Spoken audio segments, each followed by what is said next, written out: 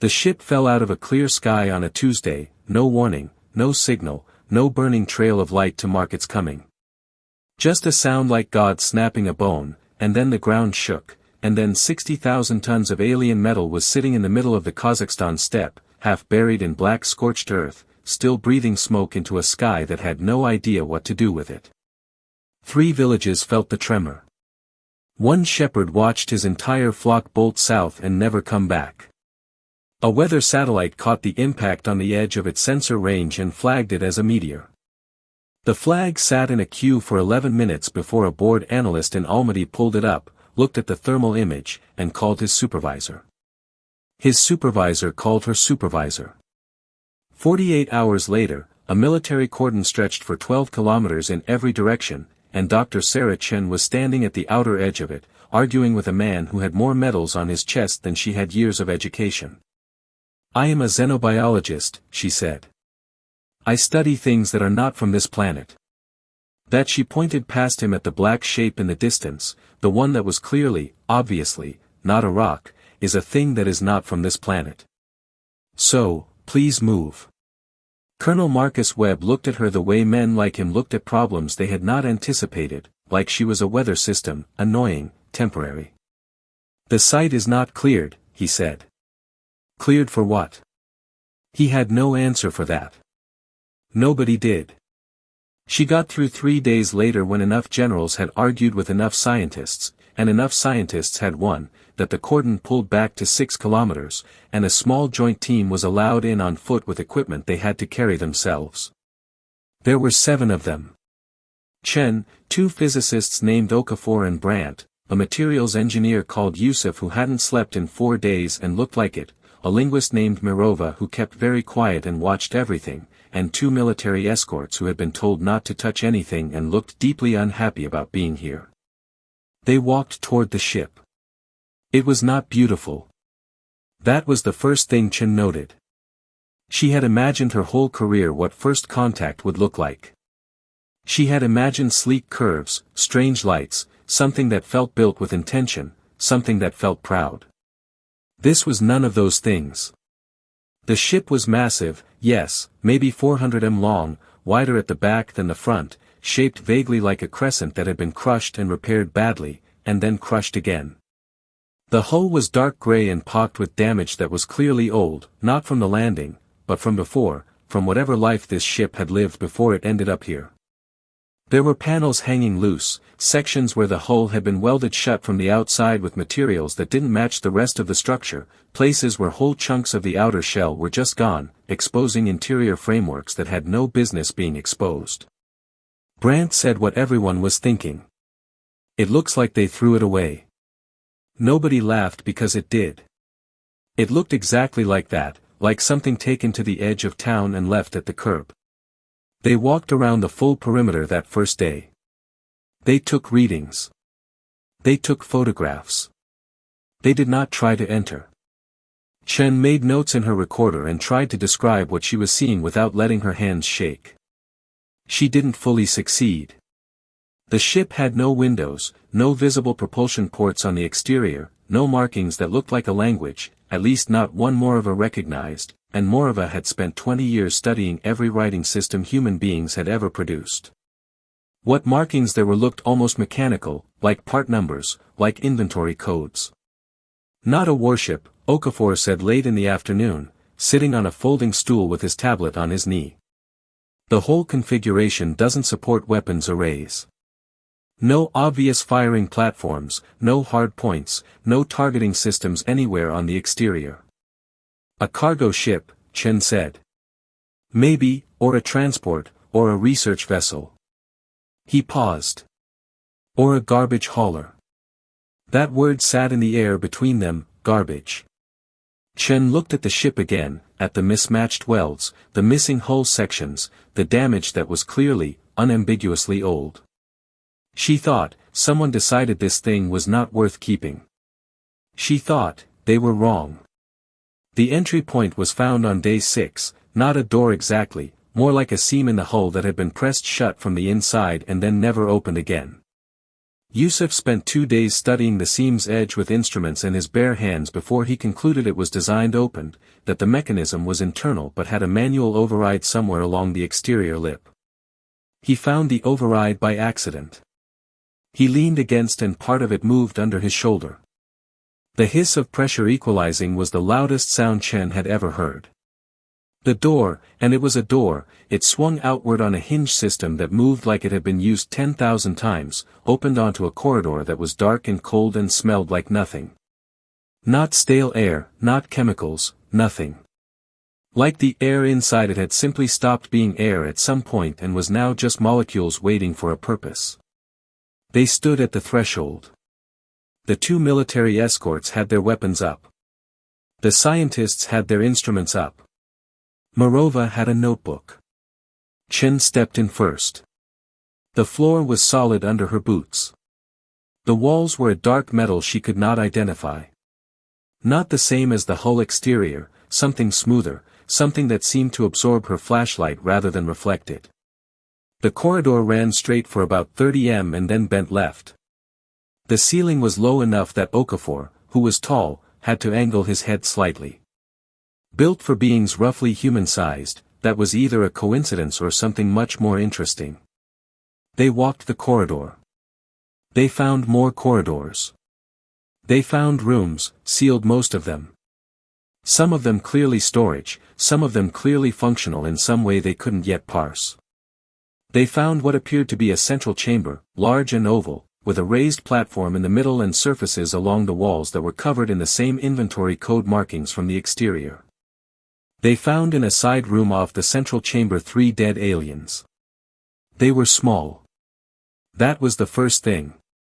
Chen had expected large. She didn't know why, perhaps because the ship was large, but these creatures were small, not quite a meter tall, with 4 limbs and a bilateral symmetry that was almost familiar except for all the ways it wasn't. They had been dead for a long time. Long enough that what remained was close to mummification. The environment of the sealed ship had preserved them past the point of rot. They were still wearing something that resembled suits, close-fitting, dark blue, with the same inventory code markings on the sleeves.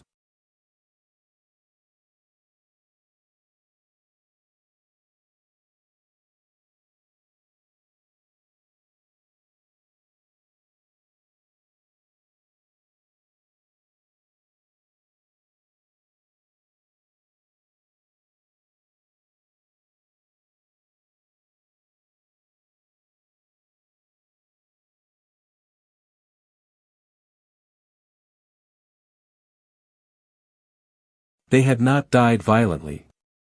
That was the second thing Chen noted. They were positioned, 2 of them near the room's far wall, and 1 near the door, in postures that looked like rest, like they had simply stopped, like the ship had stopped and taken them with it. Morova was very quiet for a long time. Then she said, "Workers, look at the markings. These aren't military insignia. These aren't rank. These are job classifications." Nobody asked how she knew that. They trusted Morova. Workers who were on a ship that someone decided to throw away. Okafor said slowly. And they couldn't get out. Yusuf said. The room was cold and still. One of the military escorts, a young man named Torres, who had been pointedly not showing any reaction to any of this for 6 days, made a sound in his throat that was almost a word. Chen looked at him.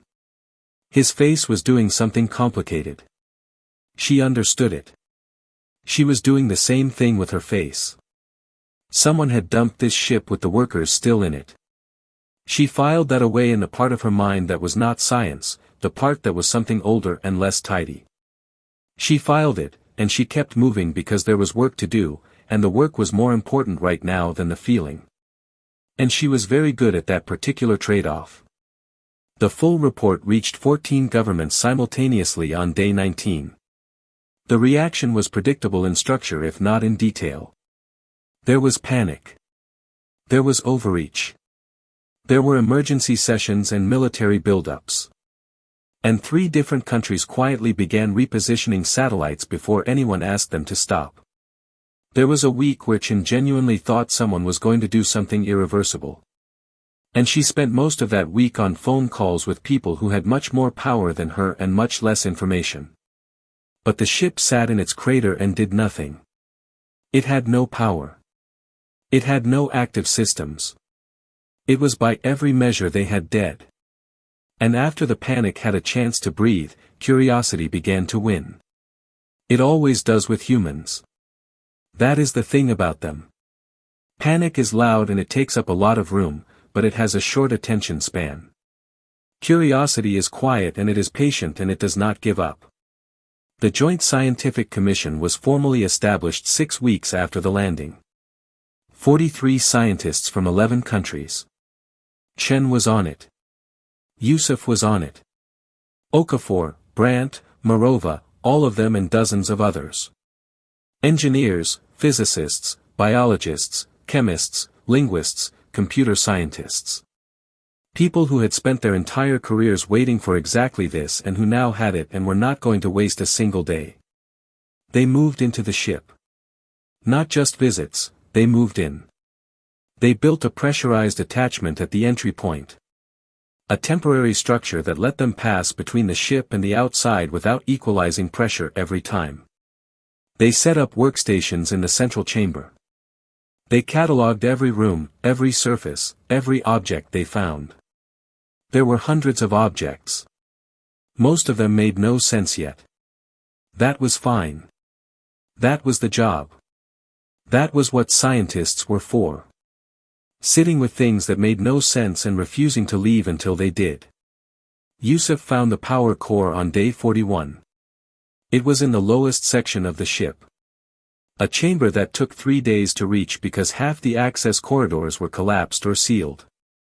The core itself was a sphere about 2 m in diameter, made of a material that Yusuf's instruments categorized, embarrassingly, as unknown Class 4 recheck equipment. He rechecked the equipment 4 times. Same answer. The core was not dead. That was the thing. Every other system in the ship was dead, but the core was not. It was running at what appeared to be a very low level, a pilot light, Yusuf said, keeping itself alive. Waiting. Waiting for what? Chen asked. Yusuf looked at the sphere for a long time. Use, he said. Maybe. She didn't ask him to explain that. She wrote it in her notes and let it sit. The first breakthrough came from Morova, which surprised no one who knew her.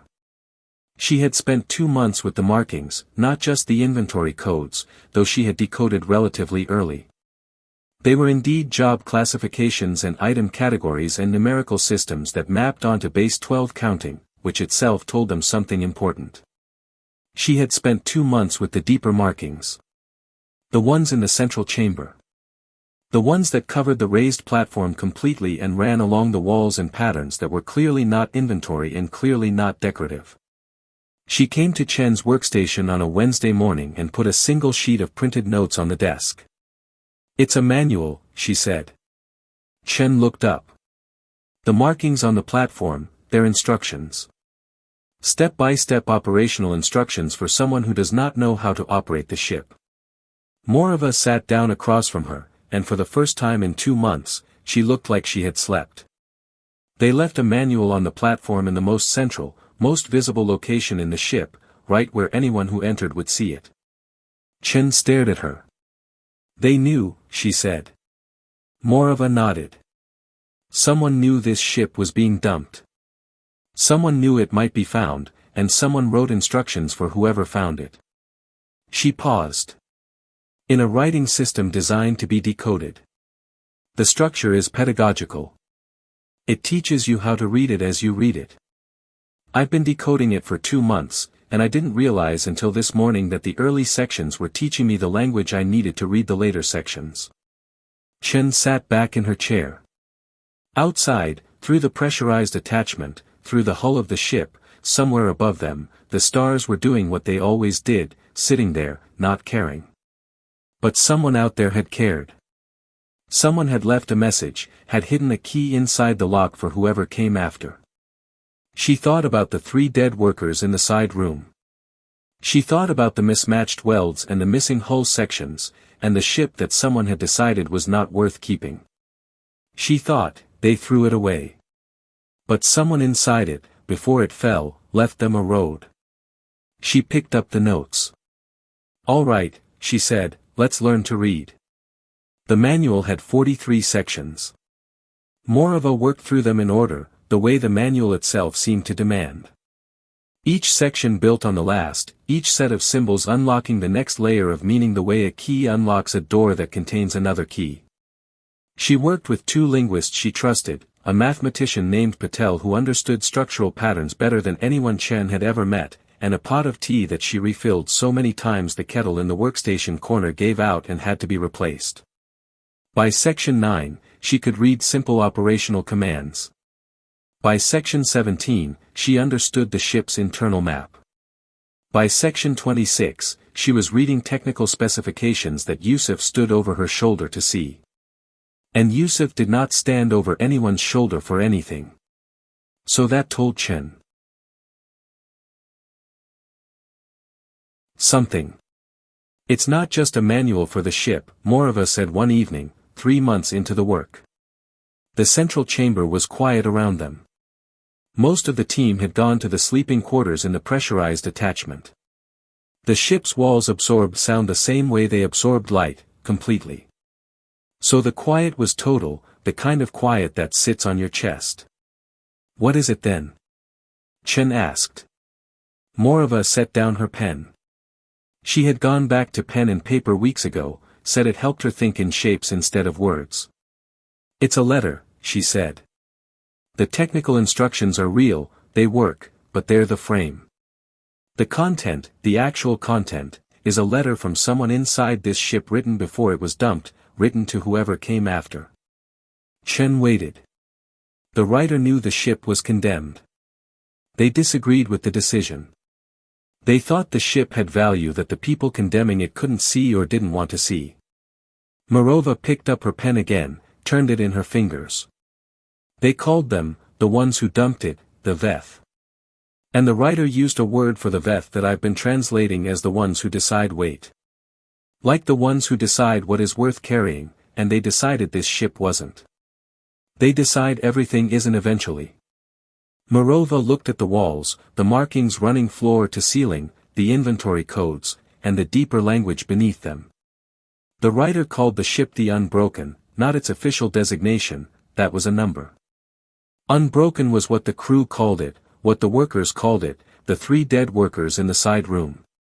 Chen had thought about them every day for 3 months. The writer was one of them, she said. It wasn't a question.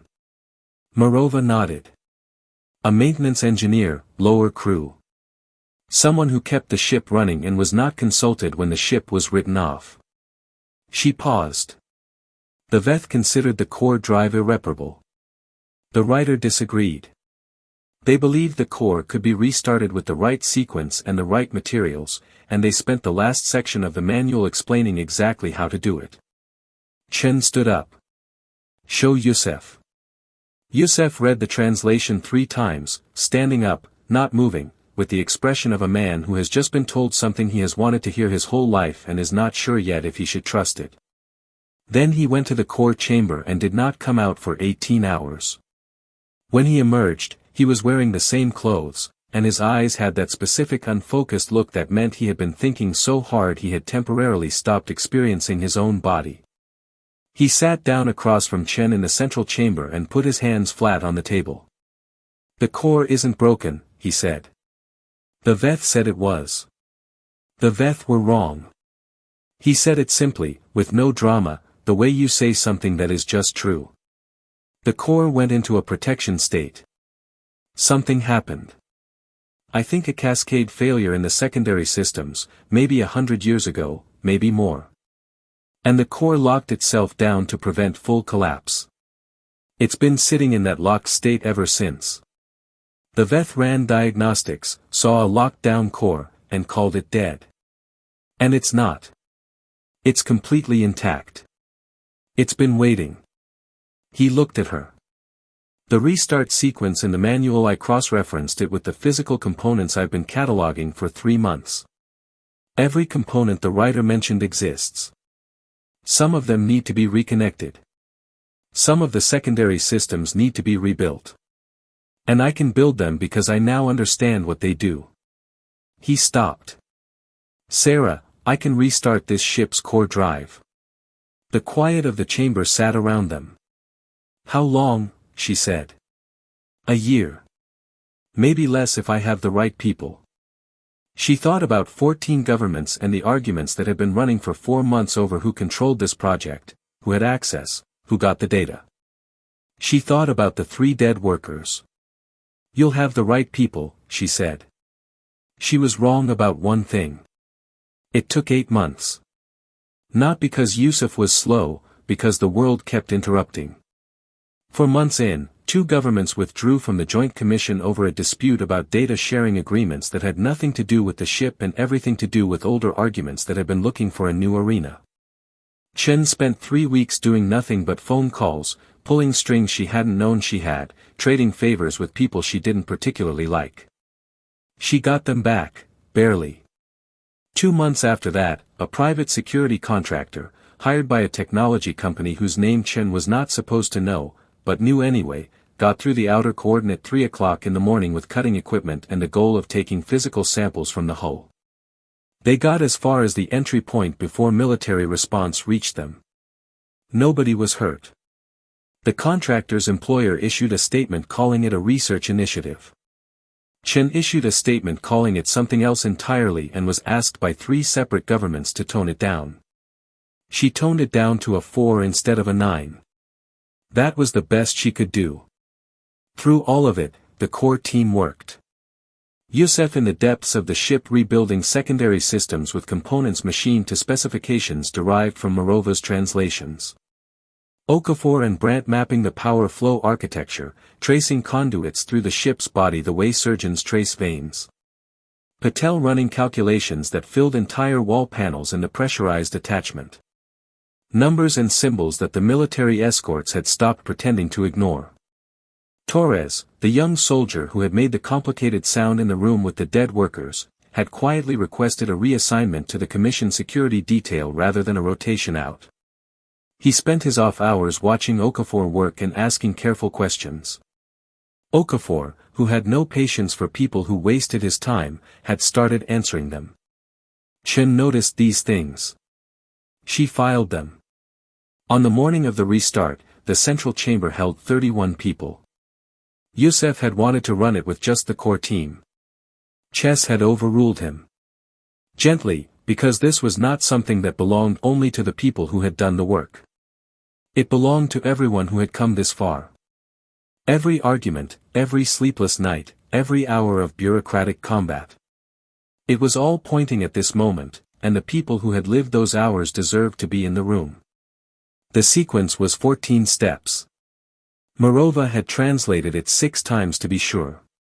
Yusuf had rehearsed it twice on the physical components without completing the final activation step, just to confirm his hands knew the path. He began. Steps 1 through 8 were quiet, physical reconnections, conduit alignments, the setting of parameters on panels that had been dark for longer than humanity had been building cities. The ship did not react. It sat and waited the way it had always waited. Step 9 was the first power.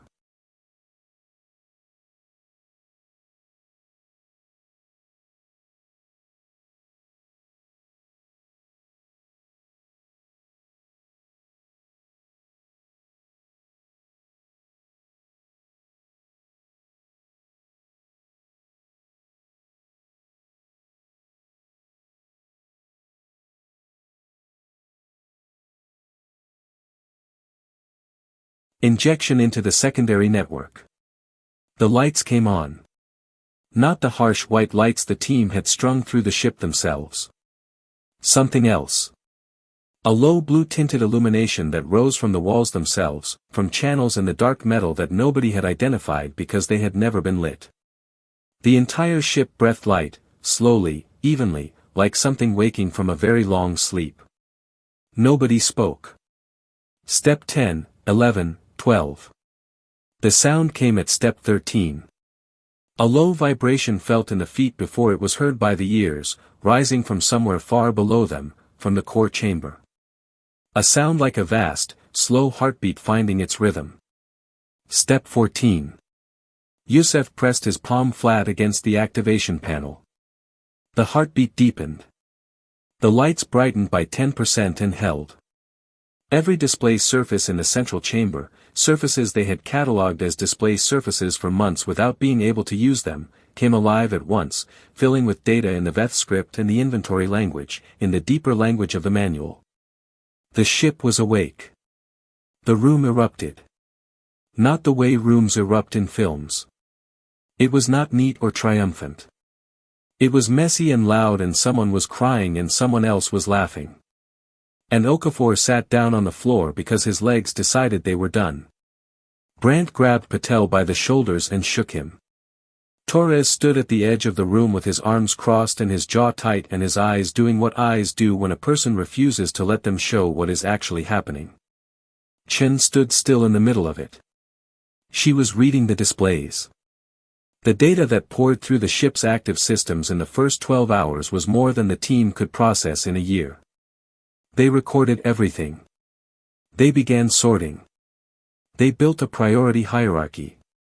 Navigation systems first, propulsion second, life support third, communications fourth.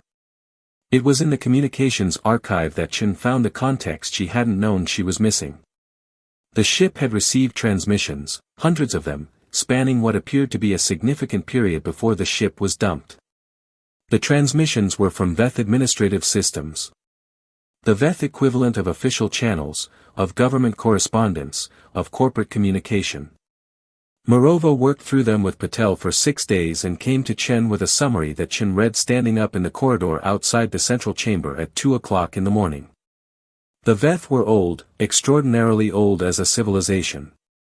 The scale of the timeline in the record suggested tens of thousands of years of organized spacefaring. They were large, not in physical size but in reach. Hundreds of systems, thousands of worlds, a network of trade and administration that made every human government look like a neighborhood association. And they were by any useful measure done. Not dying, not at war, just finished.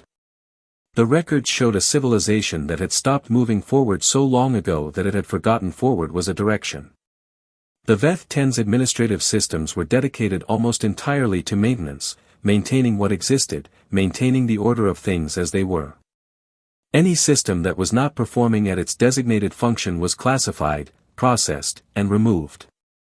Ships that needed too much repair, worlds that were not producing at target levels, technologies that had been superseded.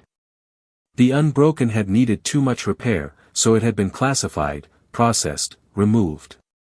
Dropped on an uninhabited, by Veth standards, backwater world in a system nobody visited. Chen set down the summary. She thought, they're so big and so old that they throw away ships the size of skyscrapers. They throw away ships the way she threw away a pen that had run dry. No anger, no waste, just reclassification.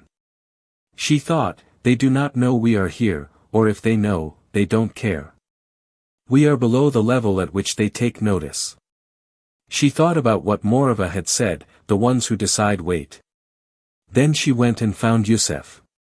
He was in the propulsion analysis room, which was what they had started calling the large room aft of the central chamber, where the drive system schematics were displayed. He was standing in front of a wall of data with his hands in his pockets, which meant he had been standing there long enough that he had given up on doing anything and was just looking. The drive, she said, when can we understand it? He didn't turn around. I understand it now. Enough. Enough for what? Enough to know it works on principles we've never touched. Enough to know it could get this ship off the ground. Enough to know it would take us. He stopped. He turned around. His face was the face of a man standing at the edge of something enormous, looking down without fear. Anywhere, Sarah. It could take us anywhere. She looked at him. Then that, she said, is what we are going to learn to do. The report she sent to the commission that night was 3 pages long and classified at the highest level available. The cover page said, in plain language, what they had found and what it meant. It said, "This ship is not a curiosity. It is not a museum piece. It is not a diplomatic asset. It is a blueprint." It said, "The civilization that threw this away is enormous and ancient and believes we are nothing. They made a decision about what had weight and what did not, and they were wrong about this ship, and they are wrong about us." It said, "We have a choice now. We can guard this thing and argue about it for the next 50 years, or we can learn it, build from it, rise." The last line was not scientific language. Chen knew that. She included it anyway. It said, "They looked at this ship and saw a failed thing. We looked at it and saw a road. Let's find out who is right." 7 years is a long time to build something. It is also, by the measure of what humanity was trying to build, almost impossibly short. The facility went up in the Kazakh steppe, 4 kilometers from the Unbroken's crater. Not a lab, not a research station, a shipyard.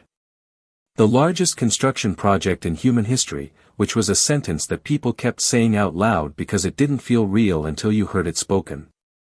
43 nations contributed resources. 16 of them contributed engineering teams. 6 of them contributed manufacturing capacity that had never been pointed at anything except military hardware, and now was pointed at something else entirely. The arguments did not stop. They never stopped. They were just managed, the way you manage a fire that you need for warmth and cannot afford to let go out and cannot afford to let grow. Chen spent 2 of those 7 years doing almost nothing except managing the fire. She got gray at the temples. She stopped noticing the unbroken state and its crater. It had become the world's most studied object by a margin so large the second-place object, a meteorite in a Moscow museum, was almost an insult by comparison. Every system was mapped. Every component was catalogued.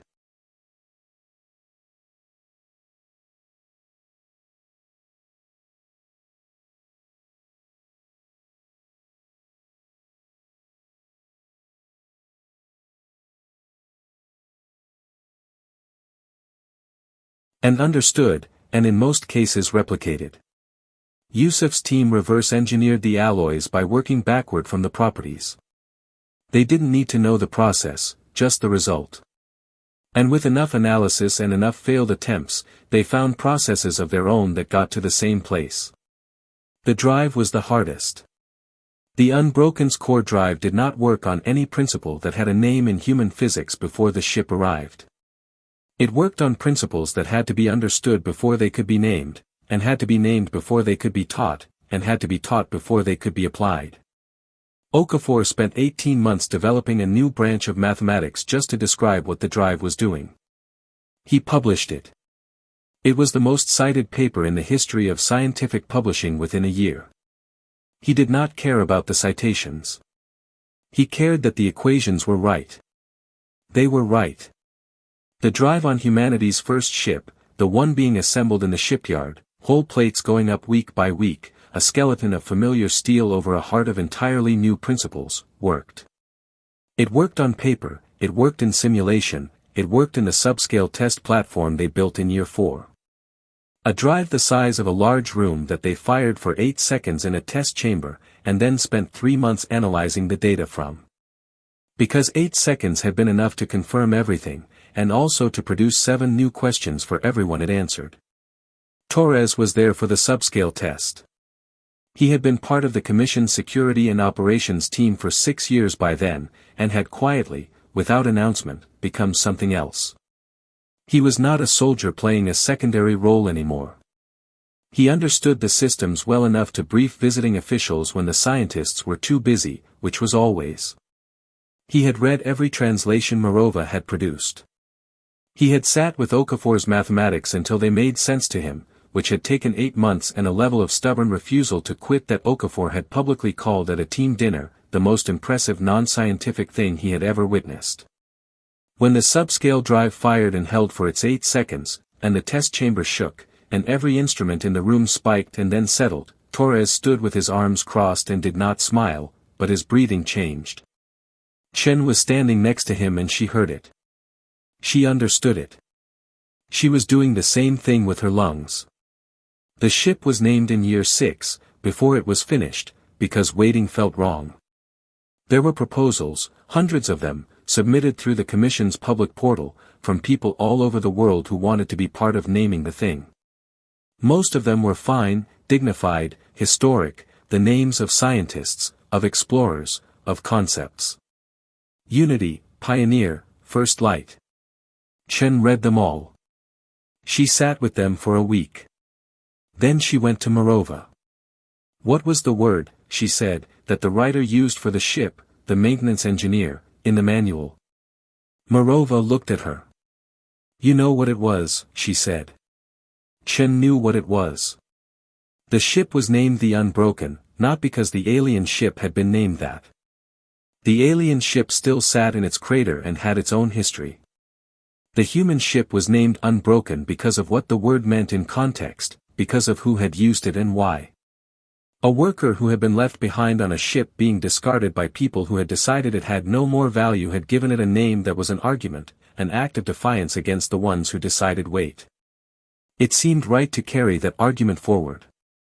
Launch day was a Thursday in March, 8 years and 4 months after the original ship fell from the sky. It was not broadcast live. That decision had been argued over for a year, and the final call was Chen's.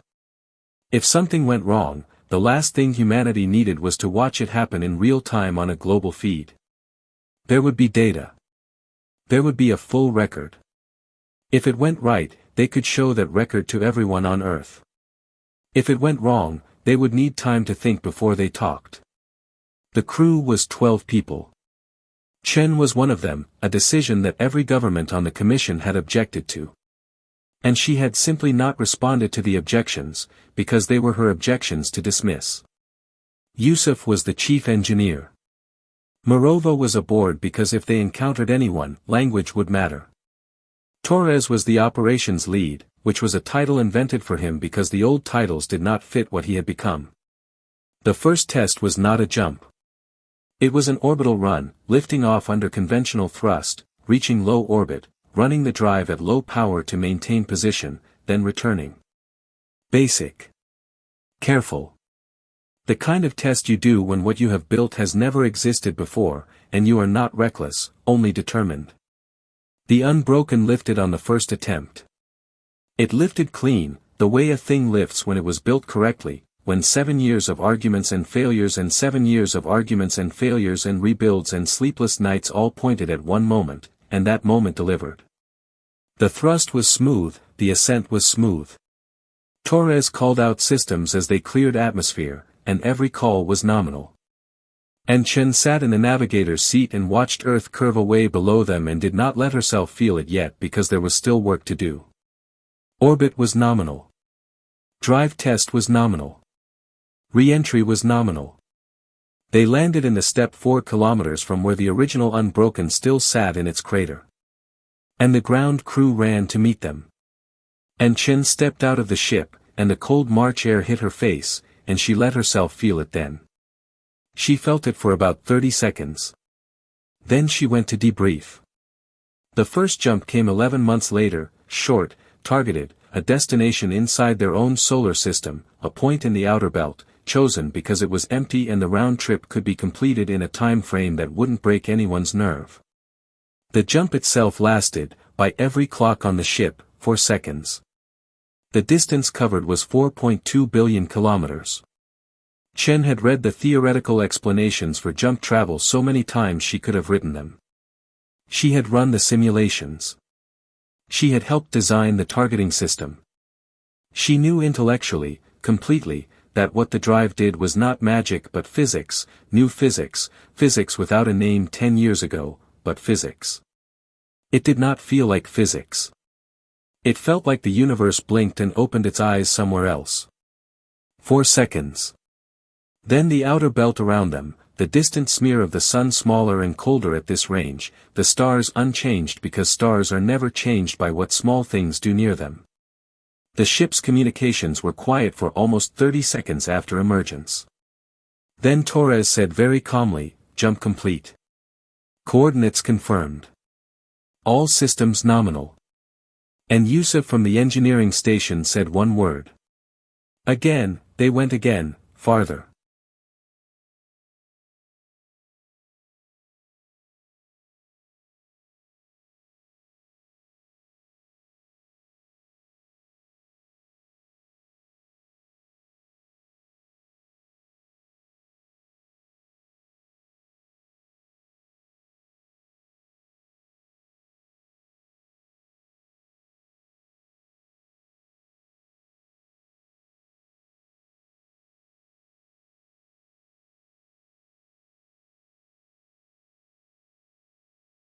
Each time, tested the limits they had calculated, and found the calculations were right, which was its own kind of extraordinary because they had derived them from alien mathematics that had been decoded from a dead maintenance worker's letter.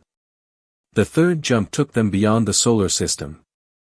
The fourth jump took them to a star system 31 light-years from Earth that Okafor had flagged as interesting based on spectral data. A yellow star with planets in stable orbits and the kind of atmospheric signatures that meant if you were paying attention, that something was happening there that wasn't just geology. They dropped out of jump in the outer edge of the system and ran passive scans. Yusuf saw it first. "Ship," he said. "Bearing 274, range approximately 40 million kilometers, one ship. Holding position near the system's second planet. Not moving toward them. Not moving away." The configuration was nothing like the Unbroken. It was sleeker, lighter, built with different priorities.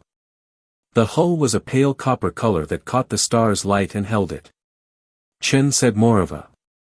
Morava was already at her station, already recording. "Passive scan only from them so far. They see us. There's no way they don't see us.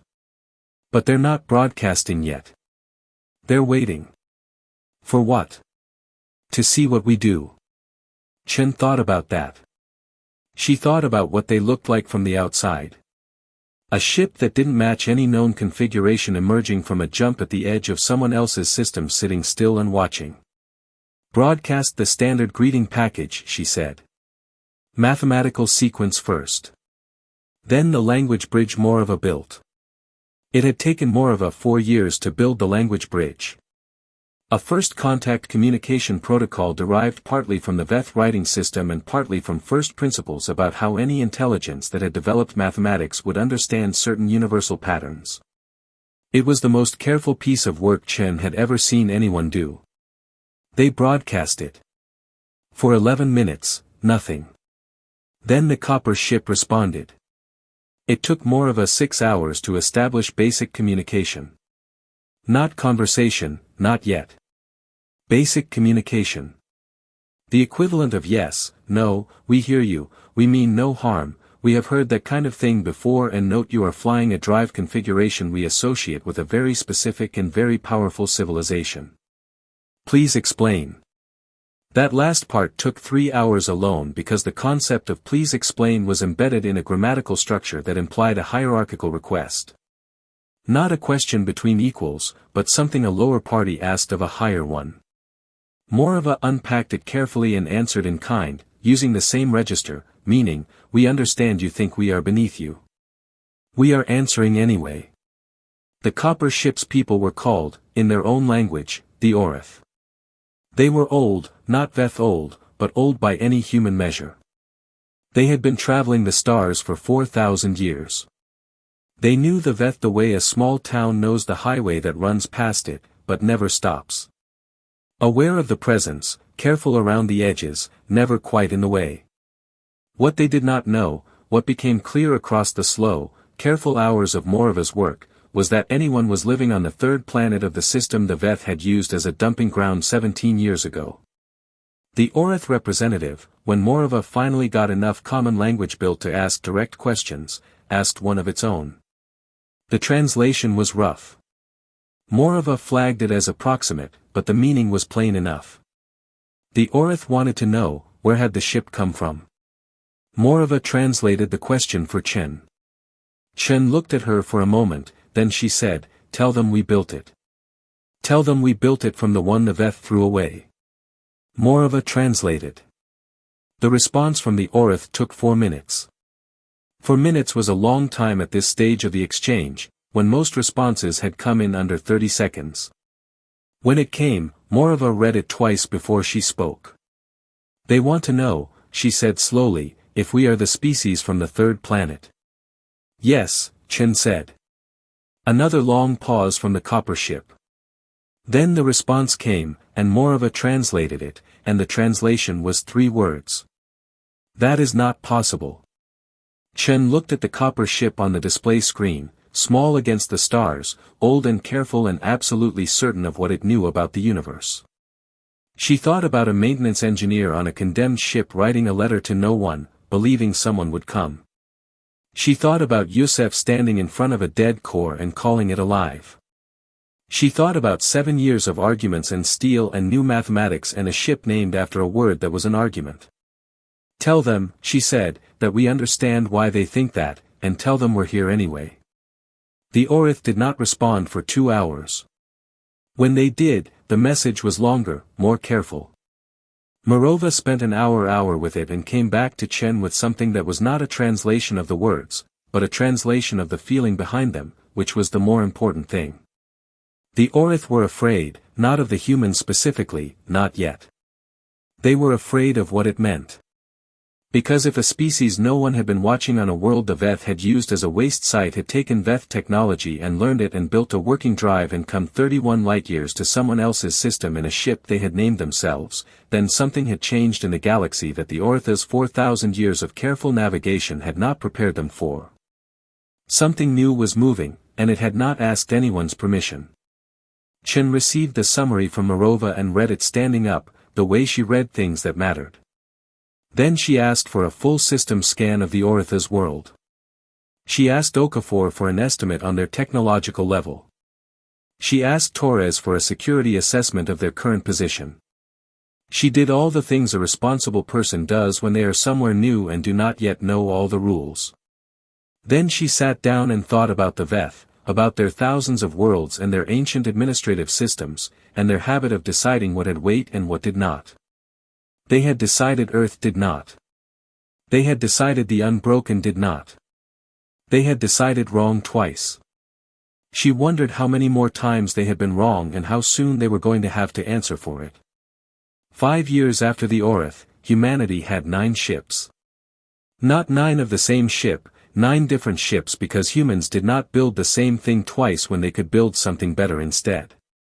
And every ship after the first Unbroken had been improved. Better drive efficiency, better hull alloys, better life support, better targeting and navigation. The shipyard in the steppe had grown to 3 times its original size and there were 2 more yards now. One off the coast of South Africa and one in orbit. The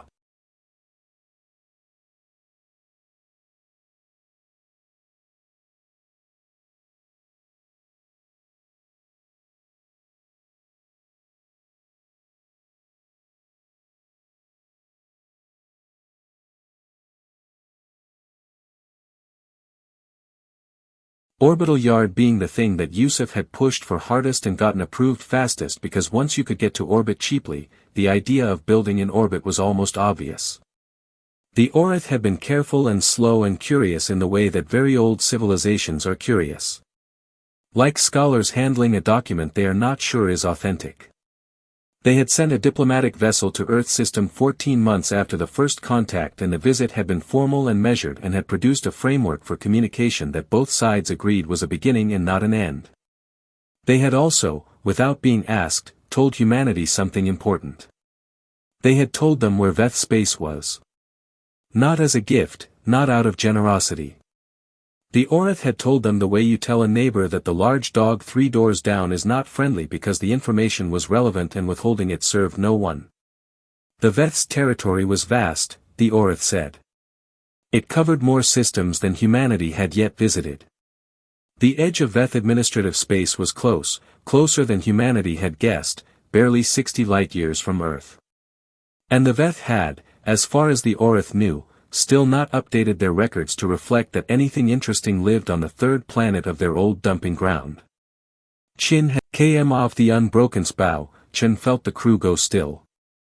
Not afraid, still. Alert, good. The communication that came from the administrative ship was direct.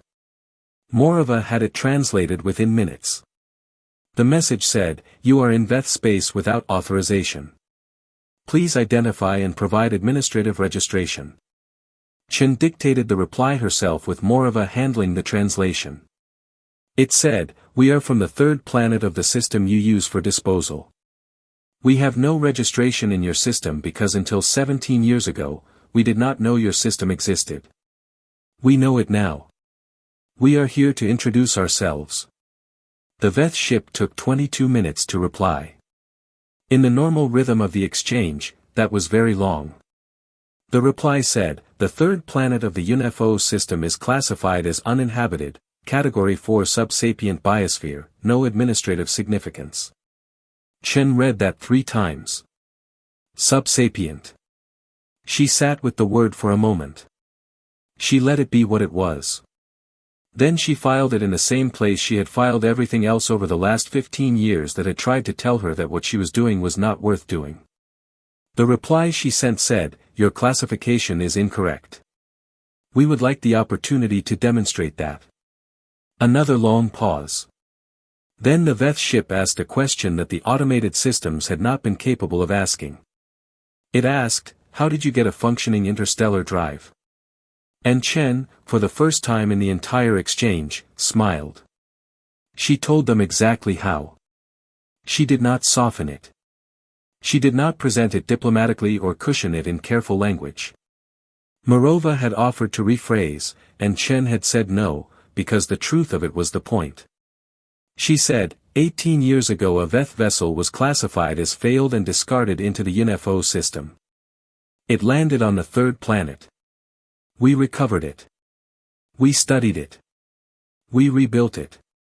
We built more ships from what we learned. We are here in one of those ships now. She said, "We found the crew still aboard. We know what the ship was called and who named it and why." She said, "Your people decided the Unbroken had no more weight. We disagreed." The Veth ship's response took 41 minutes. When it came, it was not a single message, but a cascade of bureaucratic transmissions, signals going out in multiple directions, up administrative chains, flagging systems, routing status changes. The humans could see the signal spreading from the ship like ripples in still water. The machinery of a vast old civilization beginning to turn its attention toward a thing it had not expected to exist. Torres watched it happen on the communication display. He said, "They're reporting us up the chain." "Good," Chen said. "They're not going to like what they hear from the top." "Probably not. Could get difficult," he said. Chen looked at the Veth ship on the screen, large and confident and suddenly very slightly uncertain. The uncertainty showed in the pattern of the outgoing signals, too many of them, too fast, going to too many places. The behavior of a system that had encountered something it did not have a form for and was urgently looking for one. "Let me tell you something about difficult," she said. "We took apart a ship we found in a hole in the ground and learned to sail it in 7 years. We flew 31 light years to say hello to people who didn't know we were coming. We got here by doing the impossible so many times we stopped calling it that." She looked at Torres. "Difficult is something we know." He said nothing, but the corner of his mouth did a small thing that was almost a smile. The Veth sent a second ship 6 hours later, then a third. None of them were warships. That was important. Chen and Torres watched each arrival carefully, and every ship that came had the same administrative configuration, bigger than the first, more senior in the hierarchy, but the same category of vessel, not force, not threat. The Veth were escalating through their system, not their military, which meant they were confused, not hostile, which meant there was still room. The senior Veth representative established direct communication in hour 22. This was not an automated system. This was the Veth equivalent of a person, a designation, a rank, a voice behind the words.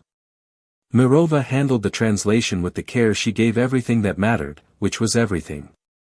The Veth representative said, "The humans should not be here."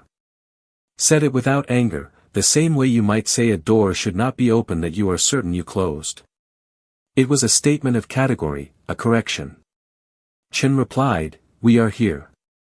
That is the current state of things." The representative said the U4 system was Veth territory, and the third planet was catalogued under Veth administrative code. Chen replied, "You are welcome to update the catalog." A pause. Then the representative said something that Mirova translated twice before she was satisfied with it. The word the Veth used was not quite a question, and not quite a challenge. It was something in between, an interrogation of reality, a demand that the universe explain itself. The word meant, "What are you?" Chen thought about that question, about everything that had led moment, the crater, the dark ship, the dead workers, the manual on the platform wall, 7 years of arguments and steel, the first jump, the Orth sphere, 5 years of building and learning and going farther each time. She thought about Yusuf's hand on the activations panel, and the lights rising in the walls of a ship that had been declared dead and was not dead. She thought about the unbroken, the one in the crater, the one she was standing in. She gave Mirova the reply and waited while Mirova found it in the Veth language. Then they sent it. It said, "We are the people from the world you didn't think was worth watching. We have been watching you for 18 years. We know what you threw away and why. We know what it cost the people you left on that ship. We know how your system works and what it values and what it decides has no more weight." It said, "We are here to tell you that your system made an error." It said, "We are also here to tell you that we are not asking for your permission to be here. We are extending you the courtesy of an introduction. We suggest you accept it." The Veth ships held their positions. The silence stretched. Torres stood at the command station, watching the display, and said nothing. Mirova sat at her station with her hands folded and waited. Chen watched the Veth ships and felt the silence the way you feel weather. Something large and deciding, moving toward a shape it had not yet taken. She was not afraid. She had not been afraid since the day she stood in a dark alien corridor and decided to keep walking. She was not about to start now. The Veth took 3 days to respond, not 3 days of silence. The administrative signals kept moving, spreading further into Veth space, climbing higher up the chain, reaching levels of the bureaucracy that had not received a novel input in longer than anyone on. The human ships could calculate. The machinery of a civilization that had been running on maintenance mode for thousands of years was being asked, for the first time in a very long time, to make a new decision.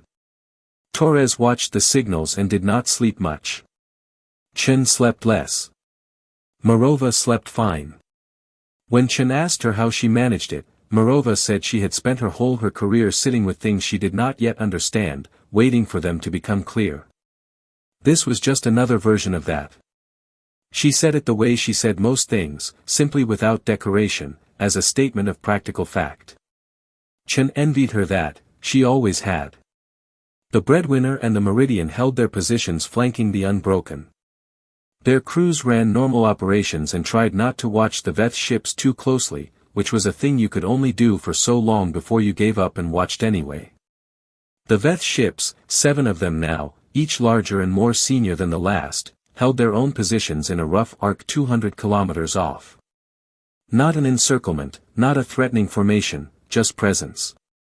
The physical expression of an institution that was not sure what to do, but was certain that doing nothing was also wrong. On the 3rd day, a new ship arrived, different configuration, not administrative, not military exactly, but built with the kind of deliberate weight that meant it carried authority rather than function. It was the largest vessel any of the humans had seen up close, dark and slow and certain of itself, and it positioned itself at the center of the Veth arc and held there, and then opened a communication channel directly to the Unbroken. Mirova looked at the incoming signal and was quiet for a moment. "Senior diplomatic designation," she said. "This isn't AA, this is someone who was sent." "Sent by whom?" Torres asked. "By whatever is at the top." She paused. They took 3 days because they went all the way up and whoever is at the top decided to send someone down instead of a form letter. Chen sat up straighter. Then let's talk, she said. The Veth diplomat's name translated as something close to assessor. Not a personal name, a title, a role, a function within the system. The Veth did not appear to use personal names in official contexts. Everything was designation and classification, rank and category. Even the being speaking to them was a category before it was an individual. The assessor spoke with Morava for 2 hours. Chen sat beside her and listened, getting Morava's running translation in real time. Keeping her face even and her responses measured, the assessor's opening position was not hostile. That was the first surprise. Chen had been prepared for many things: dismissal, threat, bureaucratic stonewalling. What she had not fully prepared for was the quality of attention the assessor brought to the conversation. It asked careful questions. It listened to the answers. It did not repeat its conclusions as though the answers hadn't been given. The Veth had known, it said, that the Yun 4 system had been used for disposal. This was unremarkable. Hundreds of systems had been used that way over the centuries.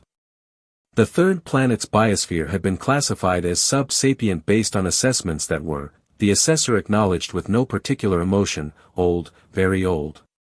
How old? Chen asked through Morava. Older than your recorded history, the assessor said. The last survey of the Yun 4 system had been conducted 4,000 years ago. Chen absorbed that. 4,000 years ago, humanity had been building mud brick cities between 2 rivers and had no concept of the stars as destinations. The Veth had looked, seen nothing worth watching, and not looked again. She thought, 4,000 years, they checked once. She did not say that out loud. Morava, reading her face, had the expression of someone who was very deliberately not commenting. The assessor said, the vessel that was deposited in the U1 system was classified as a Category 6 disposal. Irrecoverable. Core failure. Structural damage beyond viable repair threshold. Chen said, the core was not failed. It was in protective shutdown. Your assessment was incorrect. A pause. The assessor said, yes, just that. A straight line, clean and undefended. Yes, the assessment had been incorrect. It said this the way you say a fact that is uncomfortable, but it's still a fact. Without softening it and without elaborating on it. And Chen felt something shift in the room. In the quality of the exchange. Because it was honest in a way she had not expected from something that had spent 3 days generating form letters. She said, there were workers aboard. 3 of them. They were not evacuated. The pause this time was longer. The assessor said, the disposal record does not reflect crew aboard at time of classification. The record indicates the vessel was evacuated prior to disposal. The record is wrong. Chen said. Another pause. Yes. The assessor said again, it appears the record is wrong. What came next was not a negotiation in any form Chen had a word for. It was more like an accounting. The assessor asked for everything. The full record of what had been found on the ship. What had been understood, what had been built, where humanity had gone, and who they had spoken to. It asked for the manual on the platform wall. It asked for Morava's translation of the maintenance engineer's letter. Morava provided all of it.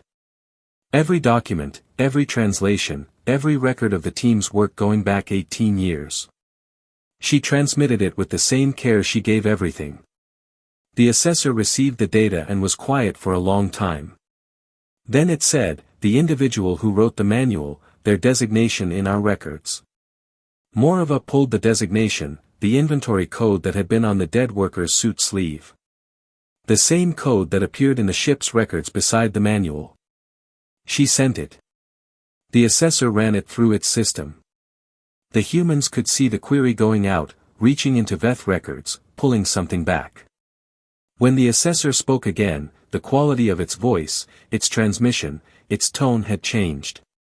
Not by much, but Morova noticed and Chen noticed and Torres, standing at the back of the room, noticed because Torres noticed everything.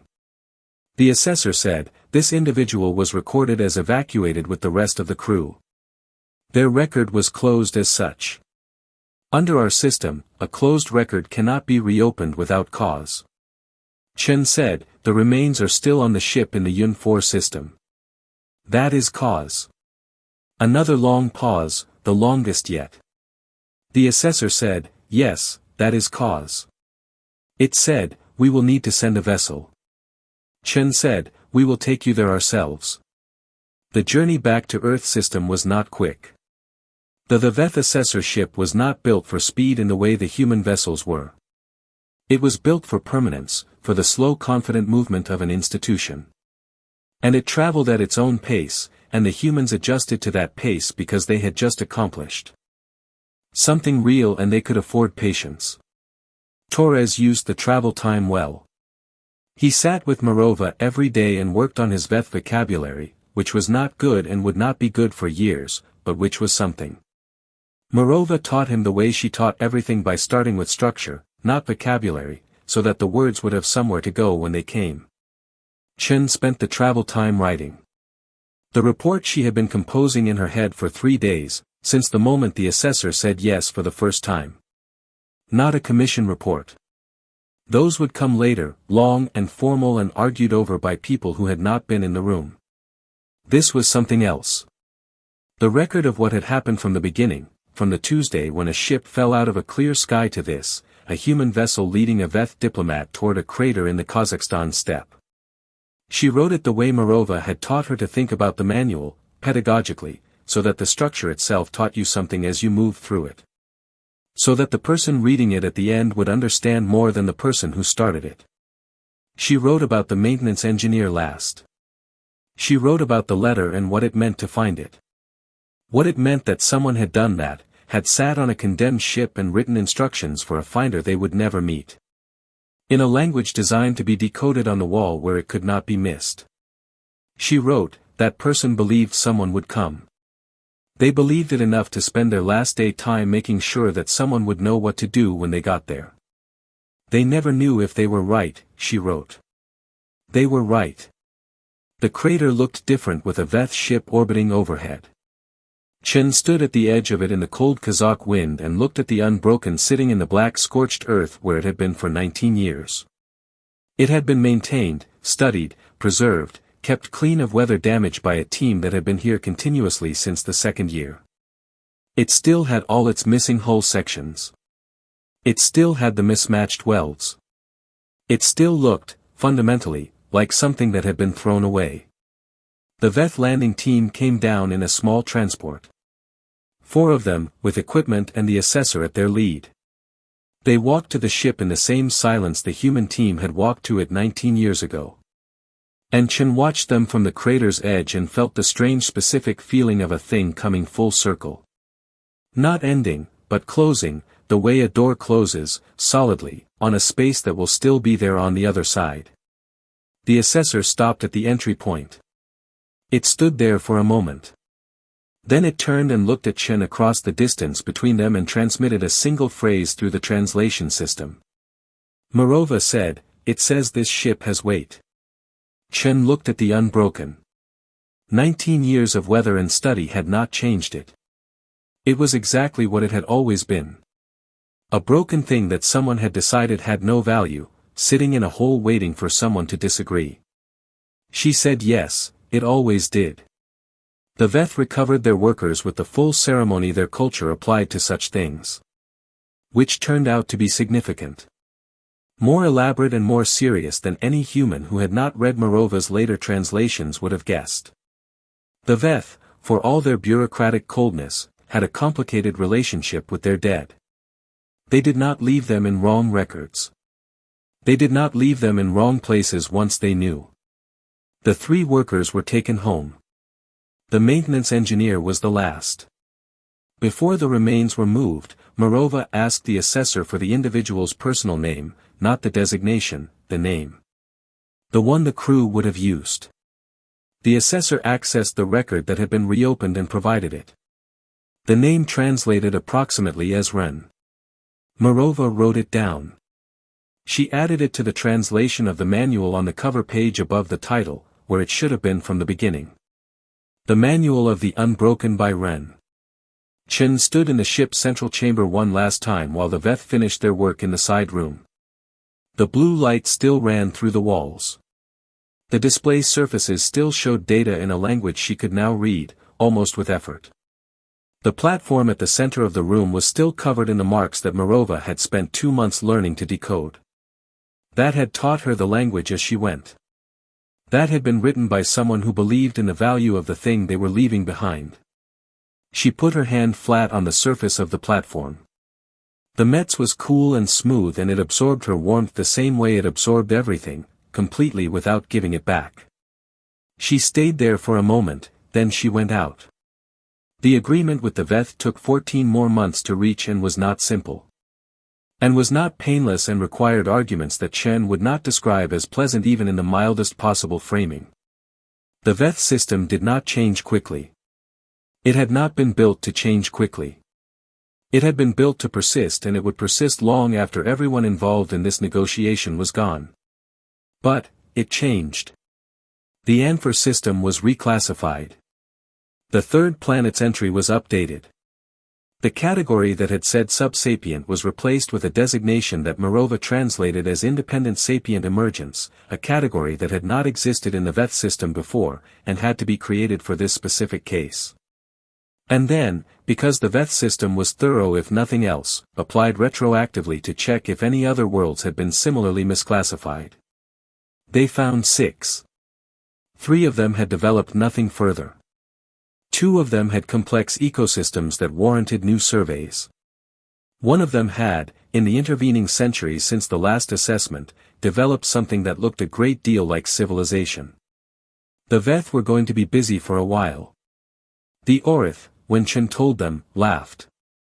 Not in their full language, just a sound, a response that was distinctly not formal and distinctly amused, that came through the communication system and sat in the air of the unbroken central chamber for a moment. Chen laughed, too. The 9th ship in the human fleet was renamed. It had been called the Resolution, which was a fine name and had been voted on properly, and nobody objected to the renaming except on procedural grounds, which Chen had been overruling on procedural grounds for 20 years, and was not about to stop. The 9th ship became the Ren. It was painted with the inventory code from the maintenance engineer's suit sleeve, not as decoration, but as identification, the way a name goes on a ship, the way you carry something forward. At the commissioning ceremony, which was held at the orbital yard with every commission member present, and several Orith observers, and one very senior Veth administrative representative, who had come without being asked and stood at the back without speaking, Chen gave the shortest speech of her career. She said, 18 years ago, someone left a road for us. They didn't know who would find it. They didn't know if anyone would. They left it anyway, because they believed the ship had weight, and they were not going to let it go down without saying so. She said, every ship we build is an answer to that belief. Every star we reach is proof that they were right. She said, we didn't ask anyone's permission to come this far. We're not going to ask for the next part, either. She looked at the ship, at the inventory code on its hull, painted there in the same dark color as the original. The code that was now also a name, also a dedication, also a small permanent argument against the idea that the ones who decide weight are always right. She said, we go now. They went.